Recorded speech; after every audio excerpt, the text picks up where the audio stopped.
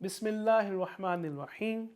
السلام علیکم my dear students, میں آپ کا اسلامیہ ٹیچر محمد عامر محمود آپ کو خوش آمدید کہتا ہوں۔ آج ہم آفاق کے پلیٹ فارم سے آفاق سن سیریز کی اسلامیات گریڈ 2 کا سبق نمبر 15 پڑھیں گے۔ آج ہم باب چہارم اخلاق و آداب میں سے سبق جانوروں سے اچھا سلوک پڑھیں گے۔ مائی ڈیئر اسٹوڈنٹس، آپ نے یہ سبق غور سے توجہ سے سننا ہے، سمجھنا ہے، مکمل دیکھنا ہے، تاکہ جب آپ یہ ویڈیو کمپلیٹ کر لیں تو آپ اس قابل ہو جائیں کہ یہ جان سکیں کہ تمام انسان اور جانور اللہ تعالیٰ کی تخلیق ہیں اور انہیں سب کے ساتھ اچھا برتاؤ کرنا چاہیے، جانوروں کے حقوق سے آگاہ ہو سکیں، جانوروں کے ساتھ اچھے سلوک اور ہمدردی کا مظاہرہ کر سکیں۔ پیارے بچوں، کیا آپ کو جانور پسند ہیں؟ کیا آپ نے گھر میں کبھی کوئی جانور پالا ہے؟ آپ پھر اس کا خیال کیسے رکھتے ہیں؟ شاباش۔ پیارے بچوں، جانور اللہ تبارک و تعالیٰ کی مخلوق ہیں۔ اللہ تعالیٰ قرآن مجید میں کیا ارشاد فرماتے ہیں؟ ترجمہ: اور اللہ نے زمین پر چلنے والے ہر جاندار کو پانی سے پیدا فرمایا، ان میں سے کوئی اپنے پیٹ کے بل چلتے ہیں اور ان میں سے کوئی 2 ٹانگوں پر چلتا پھرتا ہے اور ان میں سے کوئی 4 پاؤں پر چلتا ہے۔ سبحان اللہ۔ پیارے بچوں، اللہ تعالیٰ کی یہ مخلوق جانور، طرح طرح کے اللہ تبارک و تعالیٰ نے اس دنیا میں اپنی اس مخلوق میں جانور بھیجے، جس میں اونٹ، گائے، بکری، بلی اور ڈھیروں جانور ہیں۔ مائی ڈیئر اسٹوڈنٹس، جانوروں کی اقسام کے بارے میں ہم پڑھتے ہیں۔ سب سے پہلے چوپائے، جس میں بھینس، گائے، بکری وغیرہ۔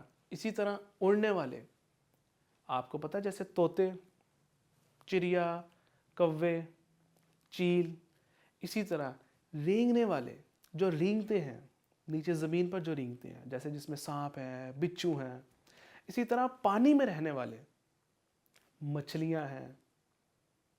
اسی طرح شارک، جس میں مختلف قسم کی بھی اللہ تبارک و تعالیٰ کی یہ مخلوق ہے۔ مچھلیوں میں بھی ان کی اگزامپلس ہیں، ڈولفنس ہیں اور اسی طرح ٹرٹلس ہیں۔ پیارے بچوں، جانوروں کی جو کچھ اقسام ہیں، ان میں کئی جانور پالتو بھی ہیں، کئی جانور نقصان دہ بھی ہیں، کئی جانور بہت جنگلی ہیں اور اسی طرح کئی جانور ایسے ہیں جن سے ہم فائدہ بھی اٹھاتے ہیں۔ فار ایگزامپل، ہم کئی جانور ایسے ہیں، اب میں ان کے فائدے بولوں گا تو آپ کے ذہن میں وہ جانور آ جائیں گے، آپ نے اپنے ذہن میں ان کی تصویر لانی ہے۔ ایسے کون سے جانور ہیں جن سے ہم دودھ لیتے ہیں، گوشت، جن پر سواری کرتے ہیں؟ اسی طرح کئی جانور ایسے ہیں پیارے بچوں جن سے ادویات بھی بنتی ہے۔ پیارے بچوں، یہ جانور اللہ تبارک و تعالیٰ کی مخلوق ہے اور یہ مخلوق بھی اللہ تبارک و تعالیٰ نے ہمارے لیے پیدا فرمائی تاکہ ہم ان سے فائدہ اٹھا سکیں۔ پیارے بچوں، لیکن اسی کے ساتھ ہمیں اس چیز کا خیال رکھنا ہے کہ انسانوں کے ساتھ ساتھ اللہ تعالیٰ کی اس مخلوق جانوروں کے ساتھ بھی حسن سلوک سے پیش آئیں، یعنی کہ ان کی جو حق زندگی ہے، ان کی زندگی گزارنے کا جو ان کا حق ہے، کہ ان کو ہم بلا وجہ تنگ نہ کریں، ان کو نہ ماریں، بلکہ ان کی خوراک کا بندوبست بھی کریں، ان کے تحفظ کا بھی اہتمام کریں۔ یعنی کہ ان کو مارنا پیٹنا تو ہے ہی نہیں، ان کا استعمال جب کریں تو وہ صحیح طریقے سے کریں۔ اگر ان کو اللہ کے حکم کے مطابق ذبح کرنا ہے تو اس ذبح کرتے وقت بھی احتیاط کریں، آپس میں لڑائی نہ کروائیں، کیونکہ اسلام ہمیں سکھاتا ہے کہ جانوروں کے ساتھ شفقت اور رحم دلی کا معاملہ کریں اور ظلم سے باز رہیں۔ پیارے بچوں، ہم ان حقوق کے بارے میں ڈیٹیل میں پڑھتے ہیں۔ سب سے پہلے حق زندگی۔ اسلام میں جانوروں کو بھی زندگی گزارنے کا حق حاصل ہے اور انہیں بلا وجہ مارنے یا تکلیف دینے سے منع کیا گیا۔ ہر جاندار کی زندگی کو محفوظ رکھنا اور اس کی عزت کرنا ضروری ہے۔ اسلام میں جانوروں کے حق زندگی کا تحفظ اس بات پر زور دیتا ہے کہ انہیں بغیر کسی ضرورت یا جائز مقصد کے نقصان نہ پہنچایا جائے۔ جانوروں کو بلا ضرورت اذیت دینا یا ان کی زندگی سے کھیلنا حرام ہے۔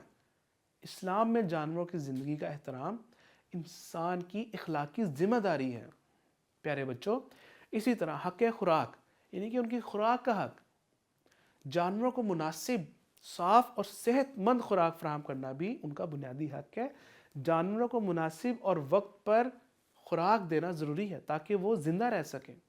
اور اسی طرح اسلام میں یہ بھی ہدایت دی گئی کہ جانوروں کو بھوکا پیاسا نہ رکھا جائے اور نہ ہی انہیں کمزور یا بیمار چھوڑا جائے۔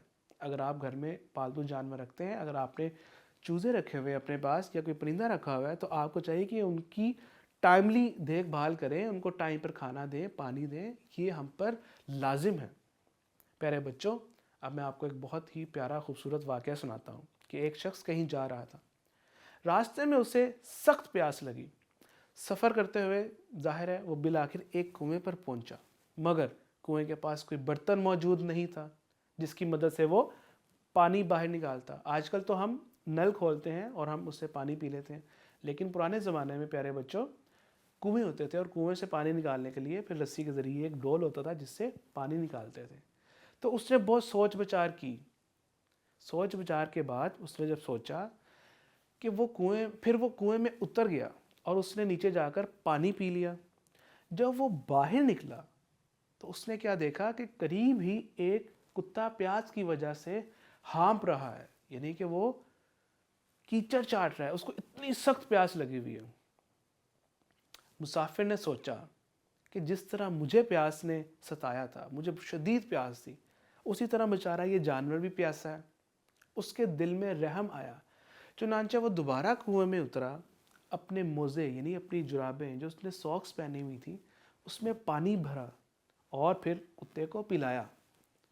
پیارے بچوں، اللہ تعالیٰ نے اس نیک عمل کی وجہ سے اس کی بخشش فرما دی۔ مائی ڈیئر اسٹوڈنٹس، یہ کوئی کہانی نہیں ہے بلکہ صحیح بخاری کی یہ حدیث ہے جو کہ ہمارے پیارے نبی صلی اللہ تعالیٰ علیہ وآلہ وسلم نے فرمایا۔ سبحان اللہ۔ اسی طرح پیارے بچوں مزید یہ کہ چرند پرند جو پرندے ہیں ان کو دانہ ڈالا جائے، کیونکہ یہ بھی صدقے کا ایک عمل ہے اور اس سے ثواب بھی ملتا ہے۔ نبی رحمت صلی اللہ تعالیٰ علیہ وآلہ وسلم نے ارشاد فرمایا، جو مسلمان کوئی درخت لگاتا ہے یا کھیتی کرتا ہے اور اس درخت یا کھیتی میں سے کوئی چڑیا یعنی کہ پرندہ یا آدمی یا جانور کھاتا ہے، تو اس لگانے والے یا بونے والے جس نے وہ بیج بویا، پھر وہ بیج پودا بنا، پھر وہ درخت بنا، تو اس کو بھی اس کا صدقہ یعنی اس کا ثواب ملتا رہتا ہے۔ سبحان اللہ۔ پیارے بچوں، مزید ان کا حق یہ ہے، جانوروں کا حق یہ ہے کہ ہم ان کو تحفظ فراہم کریں، ان کو غیر ضروری تکلیف نہ دیں، ان پر ظلم نہ کریں، ان کو کسی قسم کا نقصان نہ پہنچائیں۔ اسلام نے جانوروں کو بھی انسانوں کی طرح احترام دینے کی ہدایت کی ہے اور ان کے تحفظ کے لیے مخصوص اصول مقرر کیے ہیں۔ داغنا، پیارے بچوں، جانوروں کو داغنا یعنی کہ ان کے منہ پر کوئی نشان بنانا، کوئی لوہے کو گرم کر کے آگ سے اس طریقے سے، تو رسول اللہ صلی اللہ تعالیٰ علیہ وآلہ وسلم کا گزر ایک مرتبہ ایک گدھے کے پاس سے ہوا جس کے چہرے کو لوہا گرم کر کے داغا گیا تھا۔ تو آپ صلی اللہ تعالیٰ علیہ وآلہ وسلم نے فرمایا، کیا تم لوگوں کو یہ بات نہیں پہنچی کہ میں نے لعنت بھیجی ہے اس آدمی پر جو چوپائے کے یعنی کہ جانوروں کے چہرے کو داغے یا اس کے چہرے پر مارے؟ بس آپ صلی اللہ تعالیٰ علیہ وآلہ وسلم نے اس سے منع فرمایا۔ پیارے بچوں، مارنا پیٹنا، جانوروں کو مارنا پیٹنا بھی اسلام میں منع ہے۔ ان کو قید کر کے رکھنا، پھر ان کو قید کر کے اذیت پہنچانا، جیسے کسی پرندے کو یا بکری کو باندھ دیا جائے اور اس کو کوئی گولی کا نشانہ بنایا جائے یا اس پہ کوئی پتھر مارا جائے یا اپنا کوئی کھیل اس طریقے سے کھیلا جائے کہ جانوروں کو مارا جا رہا ہے اور وہ مر جائے، تو یہ بھی عذاب کا باعث ہوتا ہے۔ پیارے بچوں، رسول اللہ صلی اللہ علیہ وآلہ وسلم نے فرمایا، تم ایسی چیز کو نشانہ مت بناؤ جس میں روح اور جان ہو، جیسے کوئی پرندہ، کوئی جانور۔ پیارے بچوں، ہمیں چاہیے کہ ہم جانوروں کو ان کا جو ماحول ہے اس کو بھی محفوظ رکھیں، انہیں مناسب پناہ دیں، جس جگہ رکھیں وہ جگہ اچھی ہو۔ گرمی اگر ہے تو گرمی میں بھی ان کو چھت پر اس طریقے سے نہ رکھیں کہ وہ اس گرمی کی شدت سے ان کی جان ضائع ہونے کا خدشہ ہو، ان کو تکلیف پہنچے. اسی طرح سردیوں میں انہیں ہم مناسب خوراک دیں, اسی طرح مناسب ان کو ماحول بھی دیں جن میں وہ زندہ رہ سکیں آسانی کے ساتھ. ان کی رہنے کی جگہ کو صاف ستھرا رکھیں. جیسے ہم اپنی صفائی کا بھی دھیان رکھتے ہیں, ان کی صفائی کا بھی دھیان رکھیں.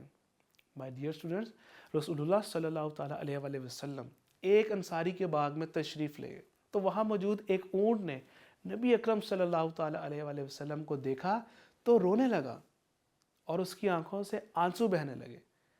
ہمارے نبی صلی اللہ تعالیٰ علیہ وآلہ وسلم اس کے پاس آئے, اس کے سر پر ہاتھ پھیرا تو وہ خاموش ہو گیا. اس کے بعد پوچھا, یہ اونٹ کس کا ہے؟ ایک انصاری جوان آیا, وہ کہنے لگا, اللہ کے رسول صلی اللہ علیہ وسلم یہ اونٹ میرا ہے. تو آپ صلی اللہ تعالیٰ علیہ وآلہ وسلم نے فرمایا, کیا تم ان جانوروں کے سلسلے میں جن کا اللہ نے تمہیں مالک بنایا ہے اللہ سے نہیں ڈرتے؟ اس اونٹ نے مجھ سے شکایت کی ہے کہ تم اسے بھوکا مارتے ہو, اسے بھوکا رکھتے ہو, اسے مارتے ہو, تھکاتے ہو.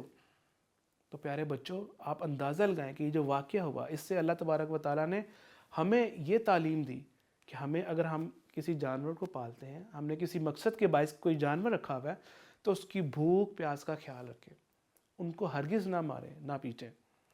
پیارے بچوں, جانور پر سواری انسان کا حق ہے, لیکن جانور کی قدرت یعنی اس کی جو طاقت ہے, جتنی اس میں انرجی ہے, ہر جانور کے مطابق ان کی اپنی اپنی قدرت ہے, اپنی اپنی طاقت ہے, ان کی اپنی اپنی ایک انرجی لیول ہے. ان سے زیادہ اس پر بوجھ نہ ڈالیں. جانوروں کو چارہ کھلا کر سواری کرائیں, بلا ضرورت ان کو نہ ماریں, نہ گھسیٹیں زیادہ. جانوروں کو ان کی صحت اور قوت کے مطابق استعمال کریں. جیسے اگر گھوڑے پر سواری کی جاتی ہے, یا اونٹ کو سفر کے لیے استعمال کیا جاتا ہے, یا بیلوں کو, جو بیل ہوتے ہیں ان کو کھیتوں میں جب ہل چلایا جاتا ہے ان کے لیے استعمال کیا جاتا ہے, تو ان چیزوں کا خاص خیال رکھیں. جیسا کہ ہمارے پیارے نبی صلی اللہ تعالیٰ علیہ وآلہ وسلم نے فرمایا, اللہ تعالیٰ تم پر رحم کرے گا, تم جانوروں پر بھی رحم کرو, کیونکہ ان پر رحم کرنے والوں کے لیے اللہ رحم کرتا ہے. سبحان اللہ. پیارے بچوں, جن جانوروں کو اللہ تعالیٰ نے سواری کے لیے پیدا نہیں کیا, ان پر سوار ہونا درست نہیں ہے, کیونکہ ہمارے پیارے نبی صلی اللہ علیہ وآلہ وسلم نے فرمایا, ایک آدمی اپنی ایک گائے پر بیٹھ کر اسے لے کر جا رہا تھا. گائے اس کی طرف متوجہ ہوئی اور کہنے لگی, میں اس سواری کے لیے پیدا نہیں کی گئی ہوں, بلکہ بلا شبہ میں تو کھیتی کے لیے پیدا کی گئی ہوں. یہ پیارے بچوں حدیث مبارکہ میں آیا ہے. یعنی کہ گائے کا جو مقصد ہے کہ اس کو جو بیل ہوتے ہیں, گائے ہوتے ہیں, کھیتوں میں ان سے ہل چلانا ہے. گھوڑے پہ ہم بیٹھ سکتے ہیں, سوار ہو سکتے ہیں, اونٹ پہ ہو سکتے ہیں, لیکن گائے میں سوار نہیں ہو سکتے. تو پیارے بچوں, جانوروں کو قید کرنے سے بھی ہمیں اسلام نے منع فرمایا. ایک مرتبہ ہمارے نبی صلی اللہ علیہ وآلہ وسلم ایک باغ میں تشریف لے گئے. وہاں ایک اونٹ موجود تھا جو بہت کمزور تھا. آپ صلی اللہ تعالیٰ علیہ وآلہ وسلم کو دیکھ کر اس نے بلبلانا شروع کر دیا. یہ وہی واقعہ پیارے بچوں جو ابھی ہم نے پہلے پڑھا, جو میں نے ابھی آپ کو سنایا. تو پیارے نبی صلی اللہ علیہ وآلہ وسلم نے جب اس کی حالت دیکھی تو وہ سمجھ گئے اور اس کی تکلیف کا اندازہ ہوا. تو آپ صلی اللہ تعالیٰ علیہ وسلم نے اس کے مالک کو بلایا اور ہدایت کی کہ اس کے آرام کا خیال رکھیں. اگر اس کو قید رکھا ہوا ہے, اپنے پاس رکھا ہوا ہے, اس سے کام لیتے ہیں, تو اس کے کھانے پینے, رہائش, ہر چیز کا خیال رکھیں. پیارے بچوں, اسلام نے ہمیں جو عید الاضحیٰ اسلام میں آتی ہے اس میں جانوروں کے ذبح کرنے کا حکم دیا, تو اس کی کچھ احتیاطیں بھی بتائی ہیں. رسول اللہ صلی اللہ علیہ وآلہ وسلم نے جانوروں کو ذبح کرتے وقت چند ہدایات کی تعلیم دی ہے, جس میں ذبح کے لیے, جب ہم جانوروں کو ذبح کرنے کے لیے لے کر جائیں تو اس وقت نرمی سے, شفقت سے لے کر جائیں. ذبح کے لیے چھری, جس چھری کو ان کی گردن پہ چلانا ہے, پہلے اچھی طرح تیز کر لیں تاکہ ذبح کرتے وقت جانور کو زیادہ تکلیف نہ ہو. ایک جانور کو دوسرے جانور کے سامنے ذبح نہ کریں. ذبح کرنے سے پہلے اس کو اچھی طرح کھلایا جائے, پلایا جائے. پیارے بچوں, اسلام میں ہر وہ عمل جس سے جانور کو تکلیف ہو منع فرمایا ہے, حرام ہے وہ کام. جیسے دو بیلوں کو آپس میں لڑوانا, یا جیسے آج کل کے دور میں مرغوں کی آپس میں لڑائی ہوتی ہے, یا مینڈھوں کو آپس میں لڑوانا. مینڈھے جو ہوتے ہیں, بھیڑیں جو ہوتی ہیں, ان کو آپس میں لڑواتے ہیں. تو یہ کام بہت غلط ہے اور اسلام نے ہمیں اس سے منع فرمایا۔ رسول اللہ صلی اللہ علیہ وسلم نے جانوروں اور چوپایوں کو آپس میں لڑانے سے منع فرمایا۔ پیارے بچوں، ہم نے آج کے سبق میں جو سیکھا ان کے اہم نکات یہ ہیں کہ جانور اللہ تعالیٰ کی مخلوق ہیں، انسان اس سے فائدہ اٹھاتے ہیں۔ ہمیں چاہیے کہ ہم ان کے حقوق کا خیال رکھیں، ان کا تحفظ، ان کا ماحول، خوراک، ہر چیز کا خیال رکھیں۔ پیارے بچوں، ہمیں ہمارے نبی صلی اللہ علیہ وسلم نے جانوروں سے حسن سلوک کا حکم دیا۔ ہمیں چاہیے کہ ہم ان سے حسن سلوک کریں تاکہ دنیا میں بھی اور آخرت میں بھی کامیابی حاصل کر سکیں۔ پیارے بچوں، کرنے کے کام، آپ نے یہ ایکٹیویٹی کرنی ہے تاکہ آج کے سبق کی ریویژن ہو سکے، اعادہ ہو سکے۔ مزید کرنے کا کام آپ نے اس ایکٹیویٹی کو بھی پرفارم کرنا ہے تاکہ آپ کی مزید اس سبق کے حوالے سے پختگی ہو سکے۔ ایک اور ایکٹیویٹی آپ کے لیے ہے، اس کو آپ نے پرفارم کرنا ہے، اور جانوروں سے متعلق مزید جاننے کے لیے آپ اپنے بڑے بہن بھائی یا والدین کی نگرانی میں نیشنل جیوگرافک چینل کو بھی وزٹ کر سکتے ہیں۔ جزاک اللہ خیرا۔